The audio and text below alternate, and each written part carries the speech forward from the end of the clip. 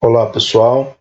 Eu gostaria de falar para vocês agora a respeito de dois métodos que, às vezes, devem forçosamente serem implementados em uma classe para que a classe possa ser considerada bem feita. Noutras vezes, eles não devem ser de forma nenhuma implementados numa classe para que essa classe possa ser considerada bem feita.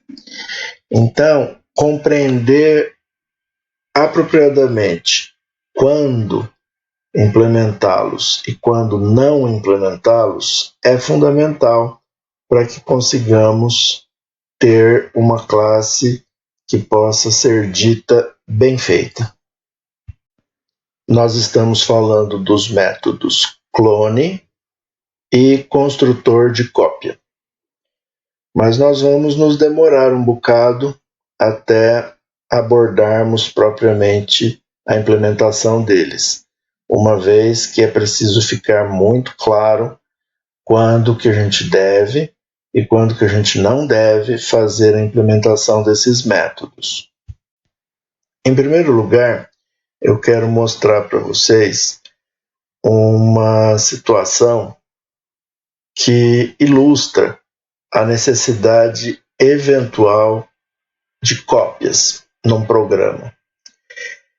Eu quero que vocês reparem que é uma situação corriqueira, não é nenhuma situação muito especial, não, mas a possibilidade de fazer uma cópia vai ser importante nessa situação conforme a gente vai observar.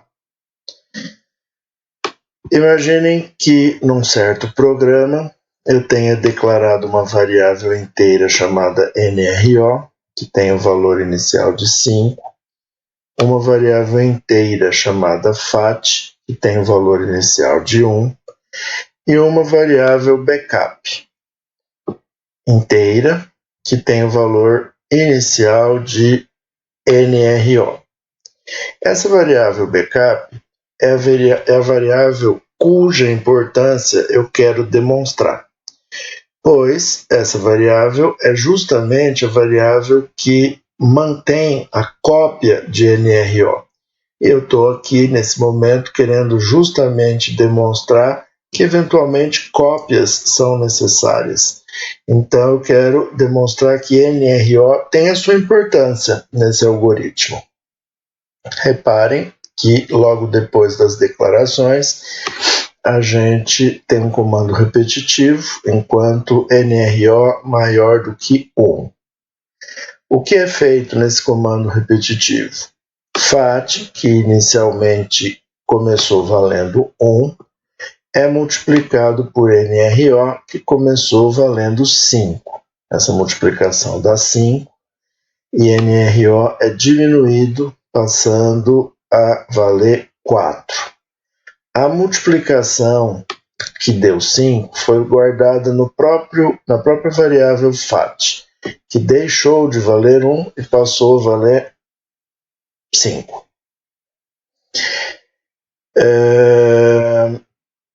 Numa nova repetição do nosso comando repetitivo, o número ainda é maior do que 1, porque agora NRO está valendo 4, ainda é maior do que 1. Eu faço o valor atual de FAT, que é 5, vezes NRO, que é 4, deu 20, e esse 20 foi posto no próprio FAT, que deixa de ser 5 e passa a ser 20. E o NRO é diminuído. Ele era 4, agora ficou 3. A repetição continua, porque NRO sendo 3 ainda é maior do que 1. Eu vou pegar o valor atual de FAT, que é 20, vou multiplicar pelo valor atual de NRO, que é 3. Essa multiplicação vai dar 60. E o valor 60 é guardado em FAT, que deixa de ser 20 e passa a ser 60. NRO, que era 3, vai ser diminuído e vai passar a ser 2. 2 ainda é maior do que 1, a minha repetição continua. Eu vou pegar o valor atual de FAT, que é 60, vou multiplicar pelo valor atual de NRO, que é 2, e vai dar 120, e eu vou colocar esse valor 120 na variável FAT, que deixa de ser 60 e passa a ser 120. E o NRO, que era 2, vai ser diminuído, vai passar a ser 1. E a minha repetição agora vai parar, porque NRO sendo 1 não é mais maior do que 1. E a condição de repetição é que o NRO seja maior do que 1. Não é mais, a repetição parou. E agora eu quero printar, quero mostrar na tela o valor do fatorial e o valor do número que tem aquele fatorial. Mas, opa, eu perdi o valor do número, porque o número era 5, mas foi diminuído para 4, para 3, para 2, para 1. Eu perdi o valor dele. Opa, e agora? Agora, felizmente, nós temos uma cópia. Olha a importância da cópia. Felizmente, nós temos uma cópia e nós vamos poder dar a seguinte mensagem: o fatorial de backup, olha a importância de ter a cópia aqui, o fatorial de backup vale FAT.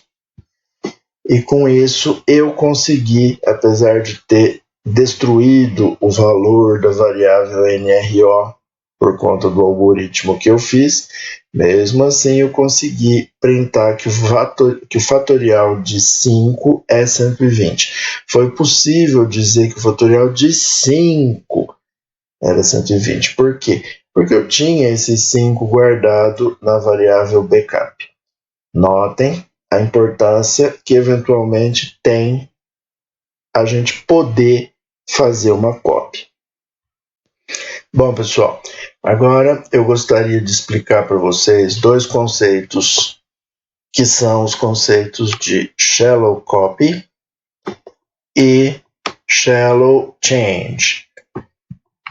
Esses dois conceitos, eles vão ser bastante importantes para vocês poderem tomar a decisão de implementar ou não implementar os métodos clone e construtor de cópia. Bom, para começo de conversa, é importante a gente saber que a palavra shallow significa raso. Raso, que é o contrário de fundo.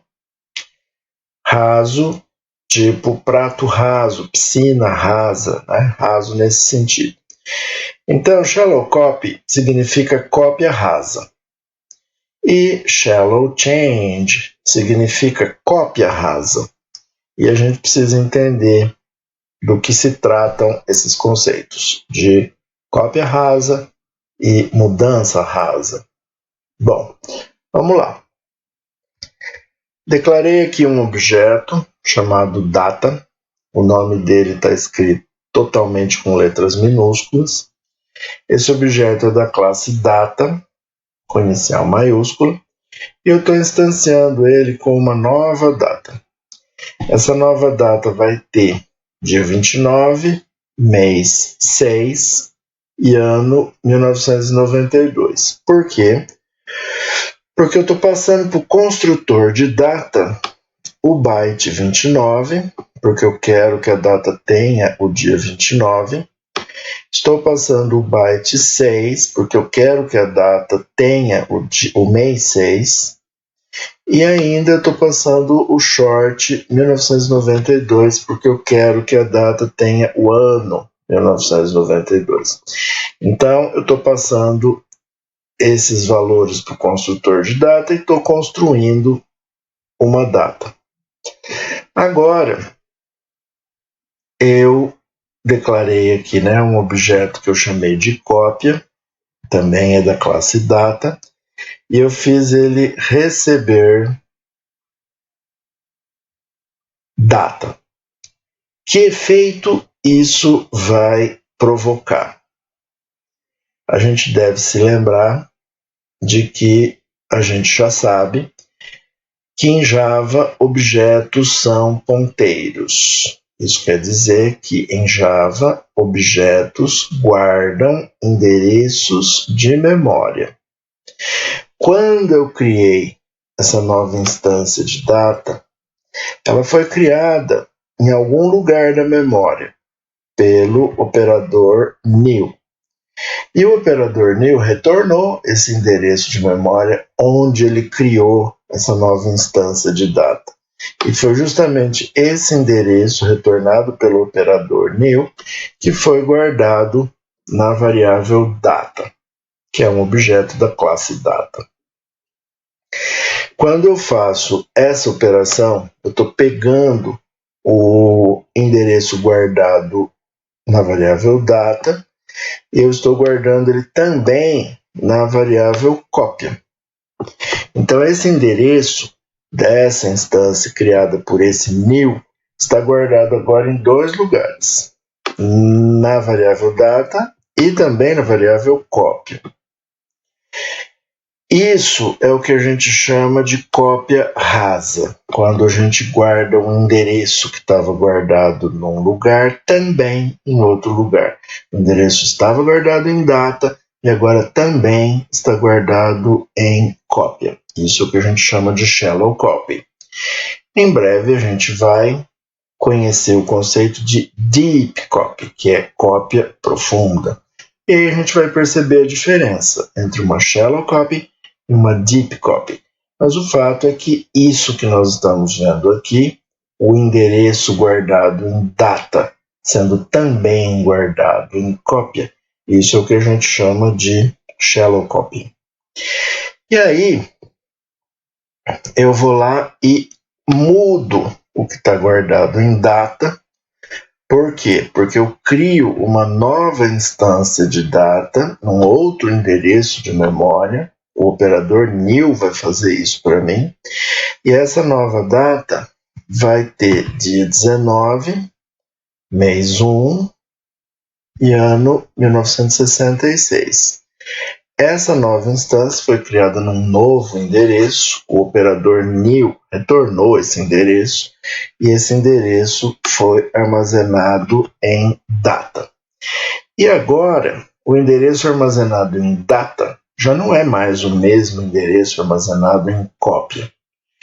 Por quê? Porque o endereço armazenado em data acabou de mudar agora com esse igual. Com esse igual eu mudei o endereço guardado em data.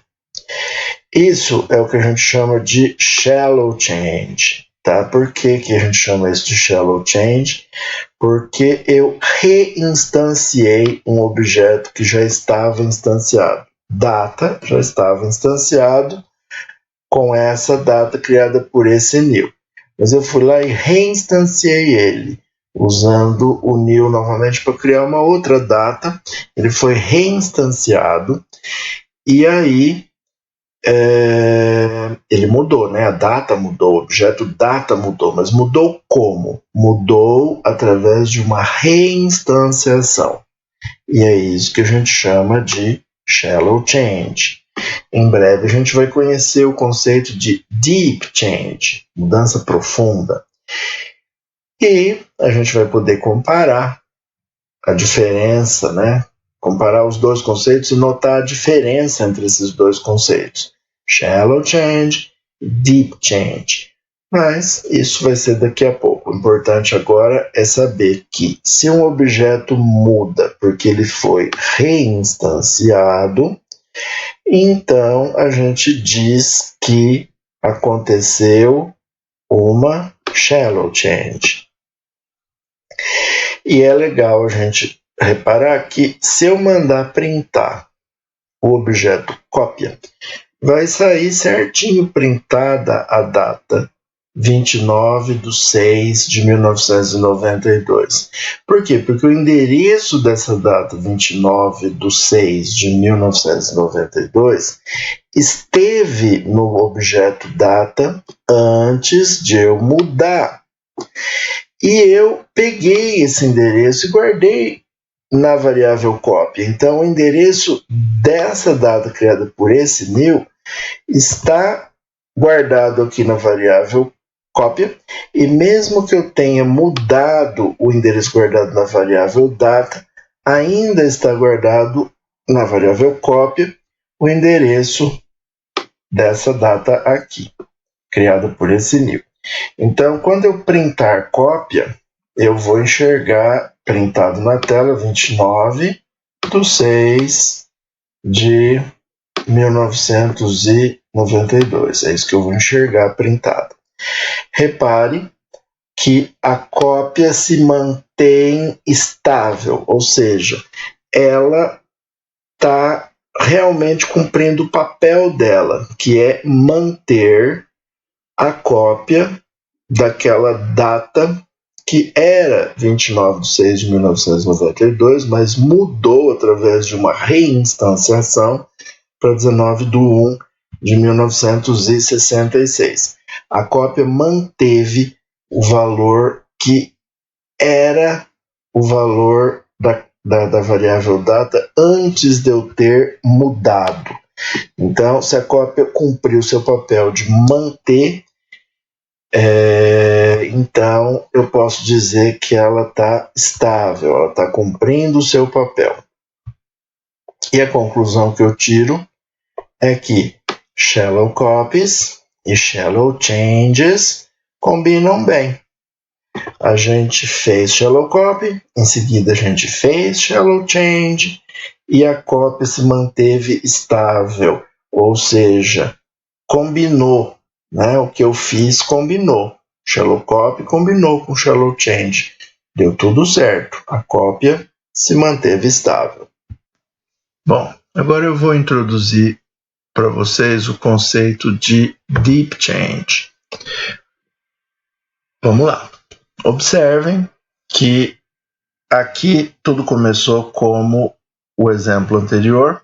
Eu criei um objeto da classe data chamado data com D inicial minúsculo e eu instanciei ele com uma nova data que representava o dia 29/6/1992.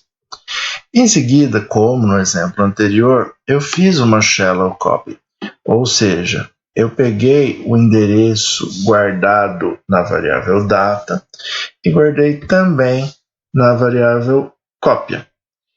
E agora eu vou introduzir o conceito de deep change. Como que a gente faz deep change? Deep change é feita quando a gente chama um método, como aqui no caso eu chamei o método setMaze.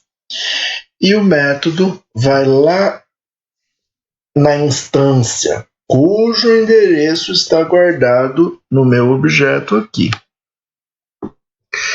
Então, o método setMaze vai lá na instância cujo endereço está guardado aqui e altera alguma coisa. No caso, altera o mês para 9. Reparem que eu só tenho uma instância. O endereço dela está guardado em data, o endereço dela também foi guardado em cópia, e eu, usando o endereço guardado em data, fui lá e mudei o mês. Mas reparem, se eu mandar printar a cópia, a gente vai perceber que a cópia mudou. A cópia não se manteve estável. Se eu printar a cópia conforme eu estou printando aqui, vai sair dia 29 do mês 9 de 1992. Do mês 9, hein? O mês mudou. Era 6 e virou 9. Por que que mudou? Porque na realidade eu só tenho uma instância de data. O endereço dela está guardado aqui no objeto data, mas também está guardado aqui no objeto cópia. Tanto data quanto cópia contém o mesmo endereço, da mesma data. E aí eu vou lá e pego o endereço guardado em data, vou lá onde está a instância naquele endereço, mudo o mês dela de 6 para 9, e na hora que eu printar a cópia mudou, porque afinal de contas a cópia tem o endereço daquela mesma instância. E isso é inaceitável. É inaceitável você fazer uma cópia para preservar alguma coisa que você não queria perder e no fim você perder aquilo que você não podia perder. Isso vai causar erros de execução no seu programa, isso pode causar muitos problemas na sua lógica, né? E qual é a conclusão que a gente tira? Shallow copies e deep changes não combinam bem. Por enquanto, é só essa conclusão. Já, depois que a gente aprender mais coisas, a gente vai poder tirar conclusões mais elaboradas e mais completas. Mas, por enquanto, essa é a conclusão. Bom, meu objetivo agora é transmitir para vocês o conceito de deep copy. Vamos lá? O nosso exemplo aqui começa com a declaração de um objeto chamado data, com letras minúsculas, da classe data, com inicial maiúscula, e com a instanciação desse objeto com uma nova data, cujo mês será 29, desculpa, o dia, né, será 29, o mês será 6 e o ano será 1992. Então, essa instância foi criada pelo operador new, que retornou o endereço dessa instância, que foi guardado no objeto data. Agora, olha o que nós fizemos. Nós estamos fazendo uma cópia. Cópia é um objeto da classe data. Olhe como eu fiz a cópia. Eu criei uma nova instância. Eu criei uma nova data com o mesmo dia guardado na instância cujo endereço está no objeto data, com o mesmo mês guardado na instância cujo endereço está na variável data, com o mesmo ano guardado na instância cujo endereço está na variável data. Mas é uma nova instância. Tudo bem que é uma nova instância com o mesmo dia, com o mesmo mês e também com o mesmo ano dessa instância que foi criada anteriormente. Mas essa cópia é uma nova instância. E é isso justamente, o fato dela ser uma nova instância, que caracteriza que essa cópia é uma deep copy. Então, deep copy acontece quando eu crio uma nova instância. Acabei de fazer, então, uma deep copy. E aqui eu estou fazendo uma shallow change. Nós já sabemos o que é shallow change. A gente muda o objeto data, reinstanciando ele. Então, ele foi reinstanciado.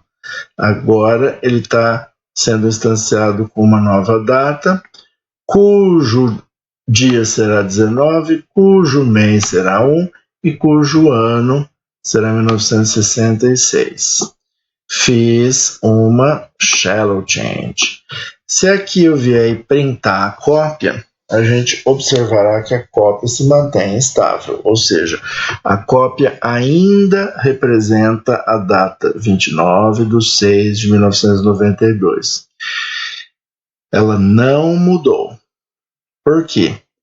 Porque ela contém aqui uma nova instância, ela guarda, né, o endereço dessa nova instância, que foi criada baseada na instância que eu tinha usado para instanciar a data, ou seja, eu peguei a data, peguei da data o dia, peguei da data o mês, peguei da data o ano e criei uma instância nova e instanciei a cópia. Depois, eu não mexi mais nessa instância, essa instância ficou lá inalterada.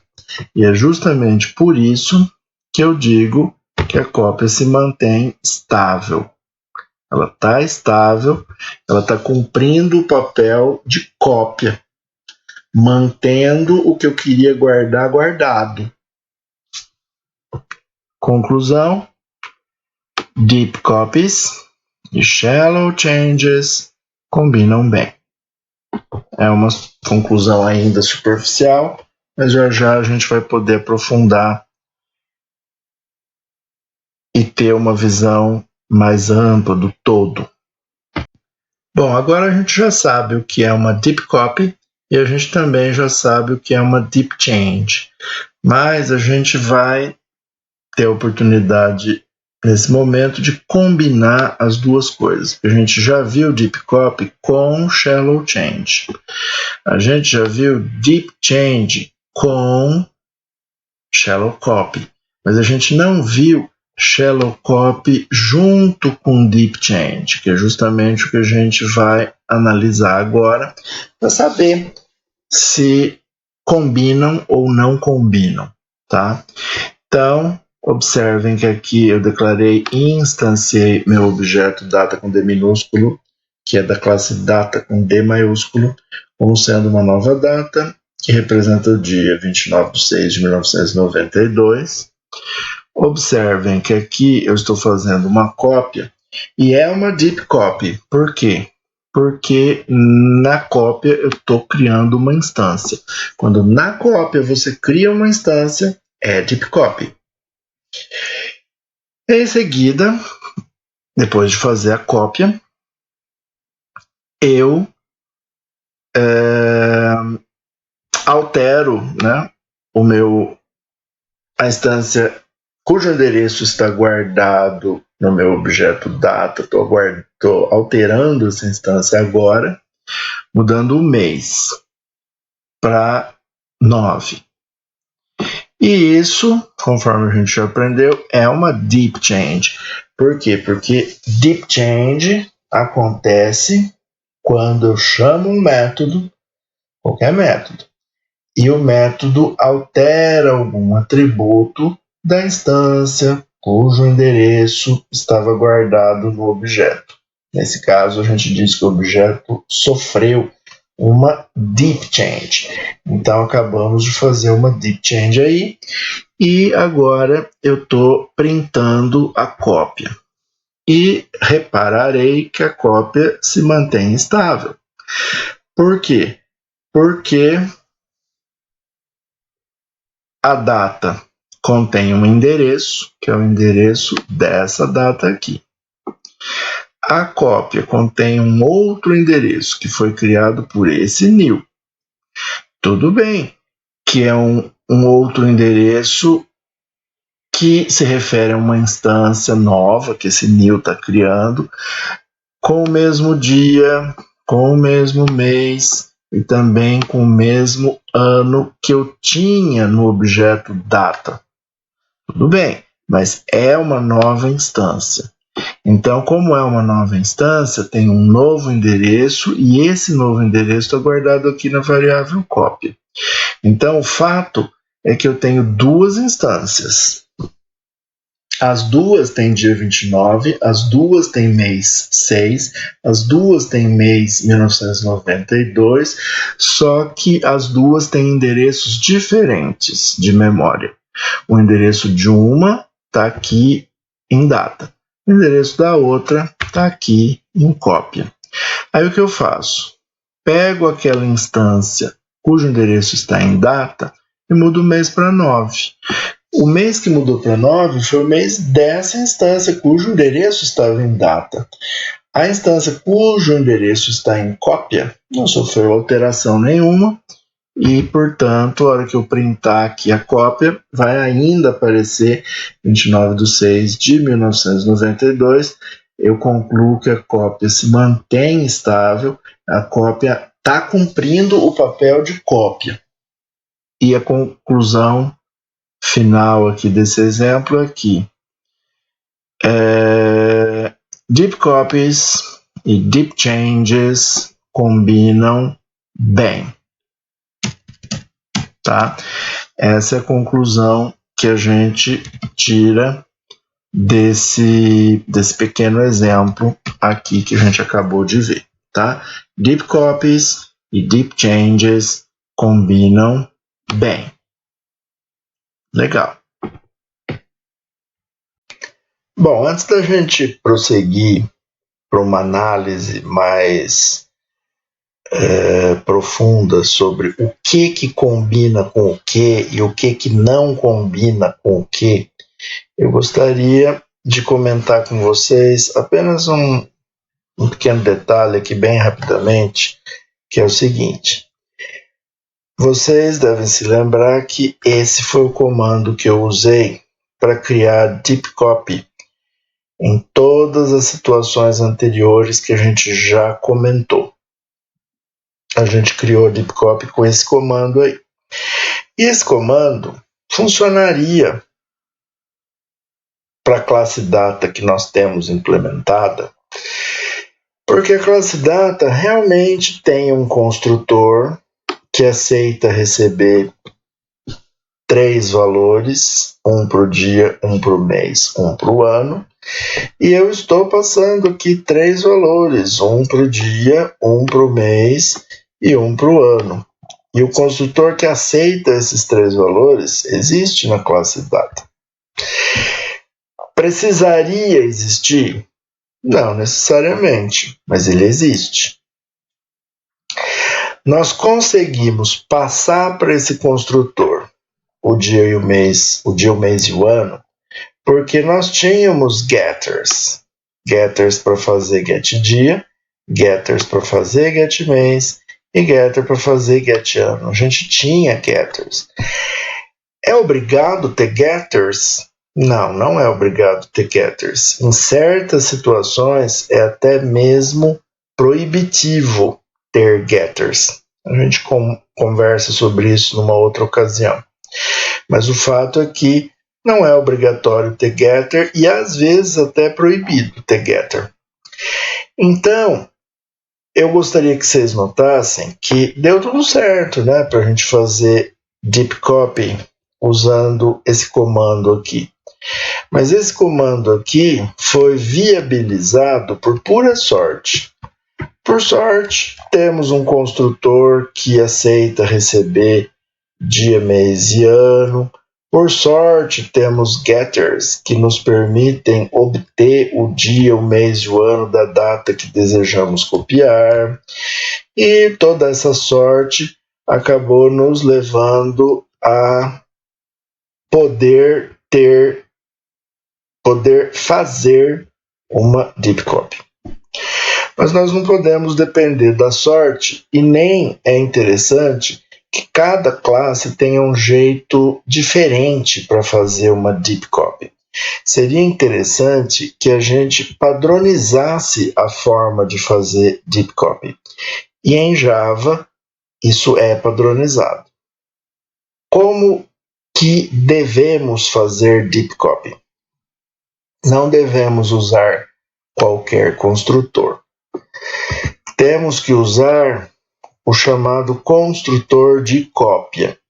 Em breve nós vamos aprender o que é isso, mas aqui já dá para vocês terem uma ideia. Um construtor de cópia, na verdade não é nada muito complicado, a gente vai aprender em breve como implementar, mas o conceito dá para a gente entender agora aqui mesmo, é simples, né? Um construtor de cópia nada mais é do que um construtor que recebe como parâmetro um objeto da própria classe. Então, como o construtor é da classe data e o parâmetro recebido é um objeto da classe data, isso é um construtor que a gente chama de construtor de cópia. Nem todo construtor tem um nome, mas o construtor que recebe como parâmetro um objeto da própria classe é chamado de construtor de cópia. E tem um outro construtor que também tem nome, mas são só esses dois. Eu vou aproveitar aqui para falar, embora esse outro construtor não tenha nada a ver com a nossa discussão de agora, tá? Um construtor que não tem parâmetro é chamado de construtor padrão. E são só esses dois construtores que têm nomes. Construtor sem parâmetros é chamado de construtor padrão e construtor que recebe como parâmetro um objeto da própria classe é chamado de construtor de cópia. Então, Já falei para vocês sobre a importância de padronizar a maneira de fazer deep copies e faz parte do padrão usar o que nós chamamos de construtor de cópia, ou seja, usar um construtor que aceita como parâmetro um objeto da própria classe. Isso é o que chamamos de construtor de cópia e isso está dentro dos padrões. Outra coisa que está dentro dos padrões é usar esse método aqui, ó, esse método clone, que eu deveria implementar naturalmente. Ele não é um método milagroso que a gente pode sair usando, não.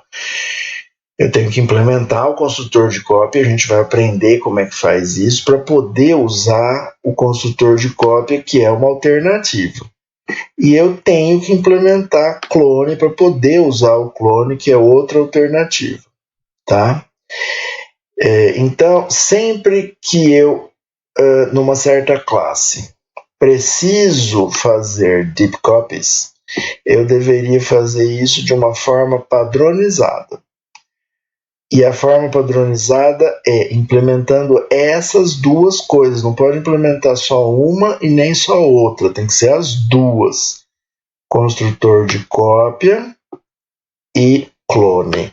Os dois métodos devem ser implementados. Esse é o padrão. Nas classes que necessitam de deep copy.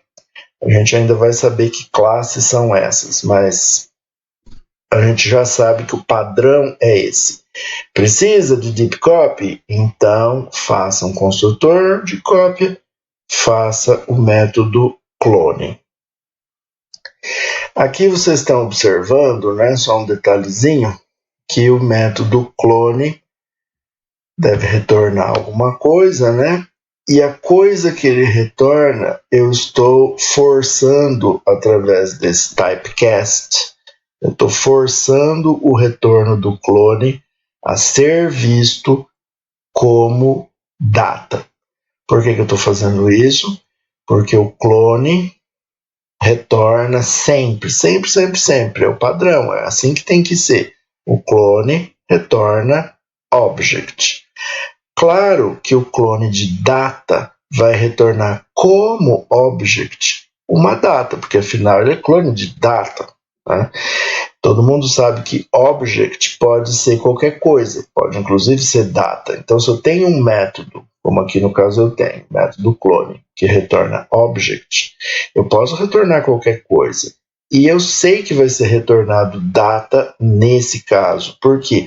Porque trata-se do clone da classe data. Eu estou clonando aqui um objeto da classe data. Que mais eu retornaria a não ser uma data? É claro que o que foi retornado é uma data. Só que ela está sendo retornada como object. Ela está sendo retornada vista como um object. E por isso eu não poderia simplesmente pegar o retorno e guardar em cópia 2, que é um objeto da classe data, porque ia ter problema com tipo que não combina. Então, o que eu fiz?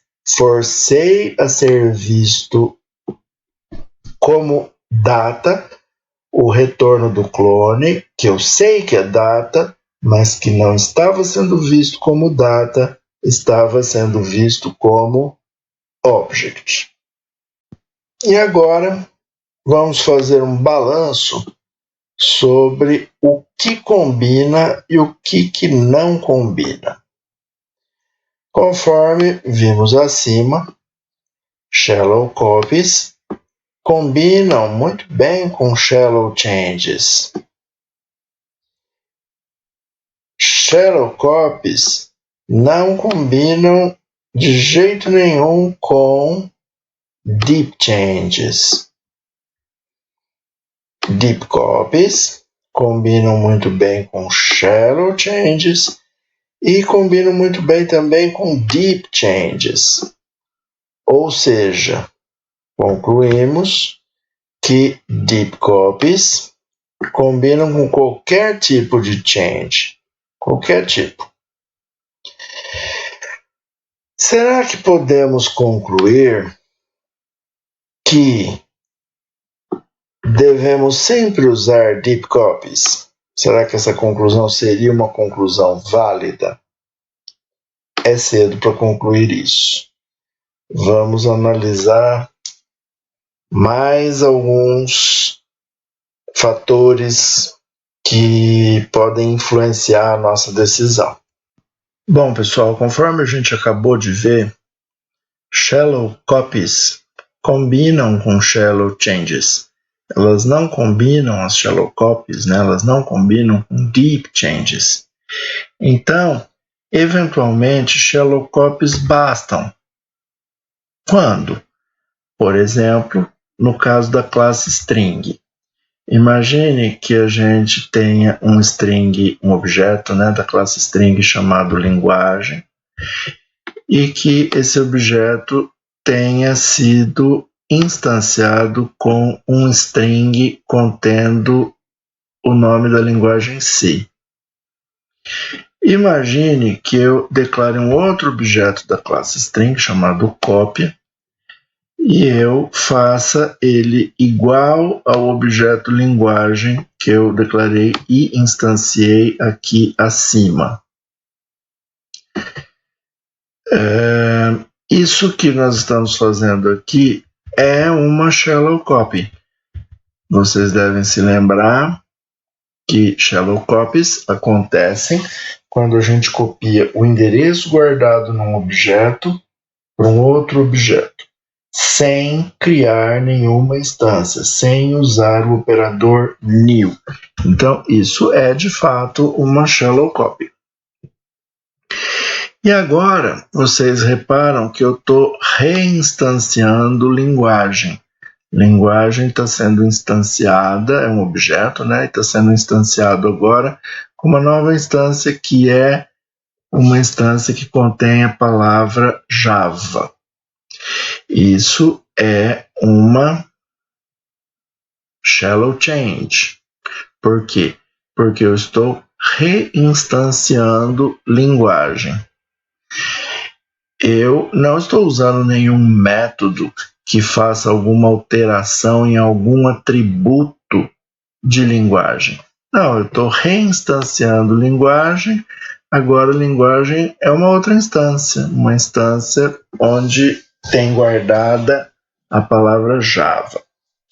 É importante ficar claro, viu, gente, antes de qualquer coisa, que strings têm uma maneira diferente de serem instanciados. Strings não precisam ser instanciados com new. Toda vez que você pega alguma coisa escrita entre aspas e atribui para um objeto da classe string, você está instanciando ele como se você tivesse feito new. Strings são especiais. Strings não são como qualquer classe, tá? Elas têm essa maneira diferente de instanciação, tá? Então, sempre que você atribui algo entre aspas para um objeto, aqui no caso, linguagem, né? Eu estou instanciando esse objeto, mesmo sem ter usado new. Por quê? Porque strings têm um jeito diferente de instanciar. Então, aqui eu instanciei e aqui eu reinstanciei. E eu já expliquei para vocês anteriormente que quando a gente reinstancia, isso é uma shallow change. Então, observem que eu fiz uma shallow copy, em seguida eu fiz uma shallow change, e aí eu printei a cópia, e é claro que essa cópia vai estar totalmente de acordo, totalmente como deveria estar. É claro que essa cópia se mantém estável. Vamos até pôr o comentário aqui, ó. A cópia se mantém estável. Como a gente já sabe que aconteceria mesmo, né? Shallow changes combinam com shallow copies. Então a gente faz esse tipo de coisa aqui com strings e dá super certo, como daria com qualquer classe, né? Porque shallow copies combinam com shallow changes. Agora o interessante é que para os strings as shallow copies bastam. Por quê? Porque strings não têm métodos não static além dos construtores que alteram atributos. Então eu não consigo fazer com string uma deep change. Não dá para fazer deep change, porque você deve se lembrar que como é que eu fiz para eu conseguir fazer deep change num objeto da classe data? Eu escrevi data.setMês, entre parênteses, byte 9. Então eu chamei o método setMês. E o método setMês é um método que a classe data tem, que é um método não static. Esse método setMês não é construtor, então ele é um método não static além dos construtores, né? E ele altera atributo. Então a classe data tem métodos nessas condições, métodos não static, além dos construtores que alteram atributos. E aí quando eu chamo um método desses, eu acabo fazendo o que a gente chama de deep change. Mas a classe string não tem métodos assim. Então, isso quer dizer que na classe string eu não consigo fazer deep change. Nenhum objeto da classe string pode ser deep changed. Não dá para fazer isso. Mudanças profundas em objetos da classe string é algo impossível de ser feito. Tá? E por isso, como só é possível fazer shallow copy, como só é possível fazer shallow change, então shallow copy basta, tá? Porque a gente sabe que shallow copy não combina com deep change, mas não é possível fazer deep change na classe string. Não é possível fazer deep change em classe nenhuma que não tenha métodos não static além dos construtores que alteram atributos. Então, isso a classe data tinha. Métodos não static além dos construtores que alteravam atributos. E era isso que propiciava na classe data que eu fizesse deep change. E por isso, porque era possível fazer deep change, eventualmente lá na classe data eu iria precisar fazer deep copy, porque só deep copy combina com deep change. Então, o fato é que em classes que não são como a classe data, são mais como a classe string, ou seja, em classes que não têm métodos não static, além dos construtores, que alteram atributos, classes que são como os strings, e tem essa característica marcada em azul aí no seu vídeo. Para classes assim, shallow copies bastam. Por quê? Porque classes assim são impossíveis de terem seus objetos, né, alterados através de deep changes.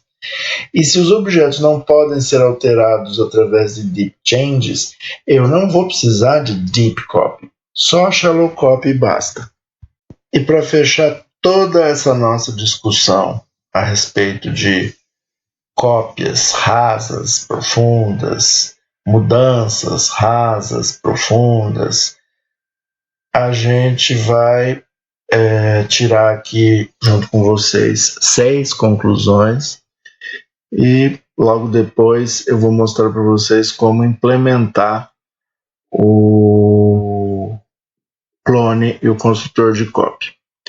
Então, a primeira conclusão que eu posso tirar de toda essa discussão é que a forma padrão para fazer deep copies são os métodos clone e o construtor de cópia. Esses métodos, o clone e o construtor de cópia, eles não podem faltar em classes que têm métodos não static, além dos construtores que alteram atributos. Então, em classes assim, clone e construtor de cópia não podem faltar. Uma coisa que é interessante vocês observarem, né, é que Deep copies levam mais tempo para serem produzidas do que shallow copies. Por quê? Porque a deep copy ela envolve criar uma instância nova e copiar para essa instância nova todos os valores dos atributos da instância velha, que seria a instância que estaria servindo como modelo para deep copy. Então, eu vou ter que copiar o valor de todos os atributos. Isso vai levar mais tempo do que o tempo que eu levo para produzir shallow copies. Por quê? Porque shallow copies é só copiar um endereço de memória que está guardado num objeto para um outro objeto. Só isso. Muito mais simples e leva bem menos tempo. Tá? Então, deep copies, isso é um fato, levam mais tempo para serem produzidas do que as shallow copies. Além disso, deep copies gastam mais memória do que as shallow copies. Por quê? Porque as deep copies são instâncias novas em um lugar de memória que está sendo ocupado, um lugar de memória novo que está sendo ocupado, para guardar os valores dos atributos daquela instância que eu quero copiar. Então, deep copy é isso. Já as shallow copies são apenas o endereço de memória do original, né? Eu pego a instância original, o endereço dela está guardado num objeto, eu vou lá e guardo também no outro, mas é só o endereço, tá? Então, gastamos bem menos memória fazendo shallow copies. Então, todo mundo está percebendo que as shallow copies elas são mais interessantes do que as deep copies por muitos motivos. Primeiro, porque as deep copies são mais demoradas de serem produzidas, depois porque elas gastam mais memória. Então as shallow copies são, num certo sentido, mais interessantes. Mas a gente já viu que não é sempre que as shallow copies bastam. As deep copies sempre bastam, mas as shallow copies não. Então, vamos para a quinta conclusão, né? Quando as shallow copies bastarem, não é sempre que elas bastam, mas quando elas bastarem, é melhor usá-las em vez de usar deep copies. Finalmente, a sexta e última conclusão: classes sem métodos não static além dos construtores, que alteram atributos, não devem ter método clone e nem construtor de cópia. Nenhum desses dois métodos deve existir em classes que não têm métodos não static além dos construtores que alteram atributos. Já que para fazer deep copies, e nesse caso, deep copies não são necessárias. Então, por que eu não terei método clone e nem método construtor de cópia em classes que não têm métodos não static além dos construtores que alteram atributos?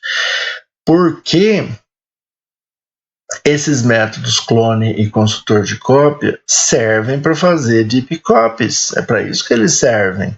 Eles são a forma padronizada de fazer deep copies. Mas nesse caso, deep copies não são necessárias. Uma vez que, nesse caso, shallow copies bastam. E, conforme a gente já discutiu, elas são preferíveis, uma vez que elas levam menos tempo para serem produzidas e uma vez que elas também gastam menos memória. E com isso a gente termina essa discussão sobre quando eu devo e quando eu não devo fazer os métodos clone e construtor de cópia numa classe que eu estiver implementando. Bom, pessoal, agora eu quero mostrar para vocês como é que a gente faz para implementar o método clone e o método construtor de cópia em classes nas quais a implementação é requerida. Nas classes que nos obrigam a implementar tais métodos. Como é que eu faria a implementação deles? Eu gostaria de dizer para vocês que vocês vão observar, eu vou mostrar agora, né, como implementar. Vocês vão poder observar que a implementação é muito simples. É muito mais difícil decidir quando implementar e quando não implementar esses métodos do que propriamente fazer a implementação. Fazer a implementação é muito simples, tá? Decidir se vai implementar ou não é tão simples assim. Vocês viram o tanto que a gente discutiu anteriormente para poder aprender a tomar essa decisão. Implemento ou não implemento o clone e o construtor de cópia? Uma vez que eu decidi, depois de muito analisar, que eu devo implementar, então agora sim, como é que eu implemento? Primeira coisa, classes que têm clone e construtor de cópia, como é o caso da classe data, ela vai ter. Eu devo colocar no cabeçalho implements clonable. Isso é um requisito importante de ser cumprido. Além de fazer a implementação propriamente dita, né, dos métodos clone e construtor de cópia, tem que colocar esse implements clonable no cabeçalho. E conforme a gente vê aqui, a implementação do construtor de cópia é super tranquila. Basta você fazer um construtor, ou seja, um método que tem o mesmo nome da classe. Todo mundo sabe o que é um construtor. Então, nós vamos fazer um construtor e vamos colocar um parâmetro que vai ser um objeto da própria classe. Isso é que vai fazer esse construtor ser um construtor de cópia. Depois, tendo em vista que ele é um método público e que quem for usá-lo poderá, por engano, passar como parâmetro um objeto que não foi instanciado, um objeto nulo, então eu começo validando se o modelo que foi passado é nulo. Se o modelo que foi passado for nulo, então o que eu vou fazer? Vou dar uma exceção indicando que o modelo está ausente. Caso isso não tenha acontecido, olha a simplicidade. É só pegar do modelo que foi passado como parâmetro o dia, do modelo que foi passado como parâmetro o mês, do modelo que foi passado como parâmetro o ano, e copiar para o atributo dia do objeto que o construtor está construindo, copiar para o atributo mês do objeto que o construtor está construindo e, finalmente, copiar para o atributo ano do objeto que o construtor está construindo. Muito, muito simples, não tem segredo, tá? E, para concluir, né, eu vou mostrar para vocês a implementação do clone, que também não é nem um pouco complicada, já que eu faço o clone usando o construtor de cópia que já está pronto. Então, olha a facilidade de implementar o clone. Eu declaro um objeto que eu estou chamando de hatch, da classe data, e inicializo ele com um nulo. Em seguida, dentro de um try, eu vou instanciar esse objeto hatch com uma nova data e eu passo como parâmetro para o construtor de data days. Lembrem-se que eu estou na classe data. Para eu estar na classe data é porque eu usei um objeto chamante para invocar o método clone, que era um objeto da classe data. Então, o this que eu estou passando como parâmetro aí é um objeto da classe data. Estou passando o this, sendo o this um objeto da classe data, para o construtor da classe data. Ou seja, que construtor é esse que eu estou usando? O construtor de cópia, porque ele está recebendo aqui um objeto da classe data, que foi justamente o objeto da classe data que foi usado para invocar o clone. Só por isso que eu estou no clone da classe data, porque se eu tivesse usado um objeto de alguma outra classe para chamar o clone, eu estaria lá no clone dessa outra classe. Mas não, eu estou aqui no clone da classe data, porque o objeto que eu teria usado para chamar esse clone teria sido um objeto da classe data. E aqui ele é acessível para mim através da palavrinha this. Lembre-se que this significa o objeto usado para chamar o método onde estou. O objeto chamante, é isso que significa o this. E eu estou no método clone. This é o objeto que eu usei para chamar o método clone. Aquele objeto que eu queria clonar, né? E aí o que eu fiz? Criei uma nova data usando o construtor de cópia, igualzinha esse objeto this, que era o objeto que eu queria clonar. E coloquei essa nova data no objeto hatch. Então, eu retornei hatch, só isso. Então, hatch é um objeto que eu declarei, né, logo no começo do método, instanciei aqui dentro do try e retornei. Olha a simplicidade desse método. Muito, muito tranquilo. Detalhes importantes. O método clone necessariamente tem que retornar object, não pode ser diferente. Outra coisa importante, esse catch, ele está ignorando qualquer possível exceção, ele não está tratando uma exceção que possivelmente seria pega, porque nós sabemos que nenhuma exceção vai acontecer, tá? Então vou até pôr um comentário aqui.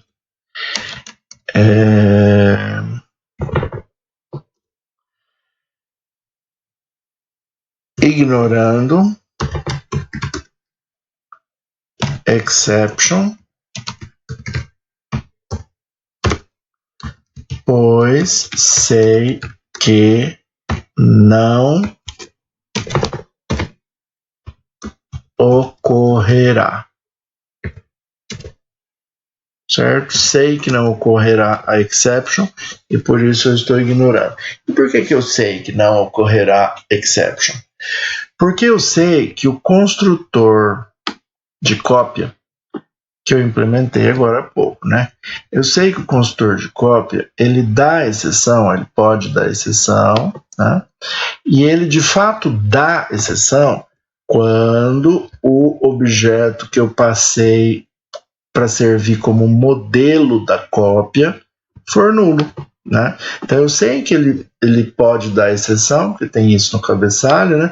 E sei que ele de fato vai dar exceção se o modelo passado como parâmetro for nulo. Mas eu sei também que o método clone está passando o this. E eu sei que o this nunca é nulo. Nunca, em situação nenhuma, em método nenhum, this nunca é nulo. Por que eu sei isso mesmo? A gente já falou sobre isso quando a gente estudou anteriormente o método equals. Mas só para lembrar, né, a gente sabe que o this nunca é nulo porque a gente está dentro do método clone. A gente já está no quarto comando do método clone. E eu sei que quando eu uso um objeto chamante para chamar um método, eu não entro no método. O método termina, dá erro de execução. Mas eu estou no quarto comando do método, sinal que não deu erro, sinal que eu não usei um chamante nulo. Então, sempre que você está dentro de um método, você sabe que você não usou chamante nulo. Porque se tivesse usado, o programa teria terminado e você não estaria dentro do método, tá? Então, por essa razão, eu sei que o this nunca é nulo. E eu estou passando o this como parâmetro. E eu sei que o construtor só daria erro se eu passasse parâmetro nulo. Então, eu sei que nesse caso, nenhuma exceção vai acontecer. E é justamente por isso que eu estou ignorando, tá? É importante ficar claro, pessoal, que nunca se deve ignorar uma exceção, como eu estou fazendo aqui nesse cast, estou ignorando. Nunca se deve fazer isso, a menos que você tenha absoluta certeza de que a exceção não vai ocorrer, que é o nosso caso aqui. tá? Espero que todos vocês tenham entendido não só como implementa o construtor de cópia e o clone, isso é muito simples, né, de entender, acho que não oferece maiores dificuldades, mas sobretudo eu espero que vocês tenham entendido como decidir se eu devo ou eu não devo fazer esses métodos numa classe qualquer que eu estiver implementando. E para concluir nossa aula assíncrona, eu gostaria de mostrar para vocês um programa que faz uso do clone e do construtor de cópia. Programa bem simples. Observem que eu criei aqui um objeto da classe data, instanciei ele com uma nova data, que tem dia 29, mês 6, ano 1992. Observe que eu declarei em seguida dois objetos. Um eu chamei de cópia 1, o outro eu chamei de cópia 2.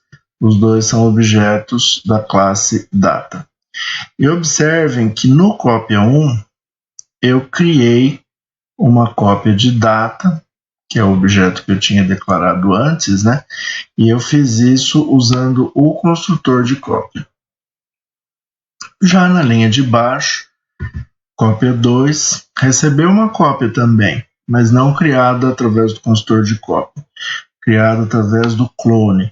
Então, observem que eu chamei o método clone, o objeto chamante é data, então o objeto que eu quero clonar é o objeto que se chama data, esse que tem aqui essa instância 29/6/1992.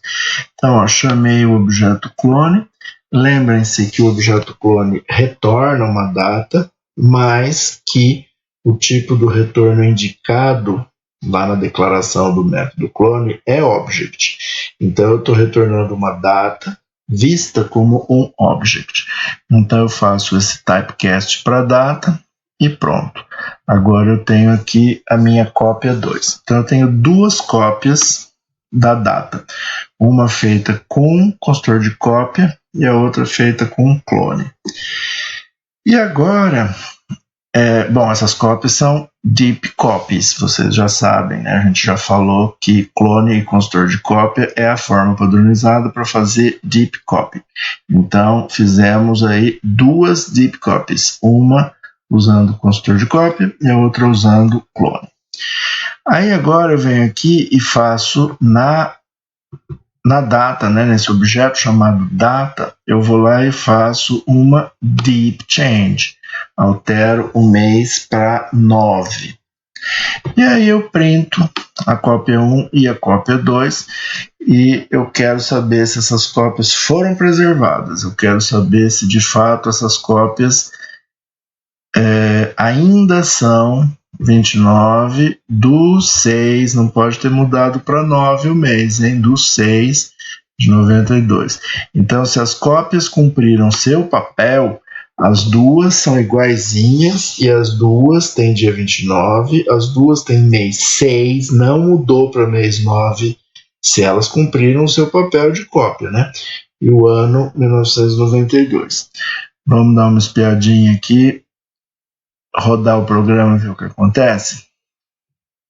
Então, ó, rodando o programa, a gente vê que de fato aconteceu de acordo com o que seria esperado. De fato, as duas cópias preservaram o valor que eu queria preservar, o valor de antes da alteração, antes da deep change.